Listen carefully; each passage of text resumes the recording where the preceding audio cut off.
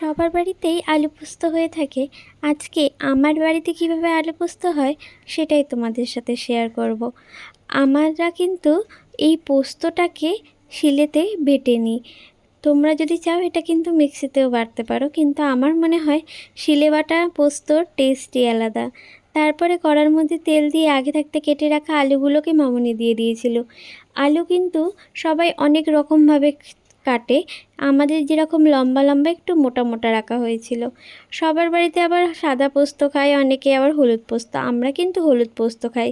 তাই জন্য মামুনি আলুর মধ্যে হলুদ দিয়ে দিয়েছিল আর লঙ্কা গুঁড়ো, নুন দিয়ে কিন্তু নেড়ে নিয়ে আলুটাকে সামান্য পরিমাণে ভেজে নিয়েছিল, মানে সেদ্ধ হওয়ার মতো আর কি। তারপরে কিন্তু এই সামান্য জল দিয়ে একটুখানি নেড়ে আগে থাকতে ওই করে রাখা পোস্তটাকে, বাটাটাকে এর মধ্যে দিয়ে দিয়েছিল। পোস্তটা বাটাটা দিয়ে 1 মিনিট মতো নেড়ে ছেড়ে, মানে পোস্তটার কাঁচা গন্ধটা সামান্য চলে গেলেই কিন্তু মামুনি ওর মধ্যে সর্ষের তেল দিয়ে নামিয়ে নিয়েছিল। খুব সিম্পল একটা রেসিপি।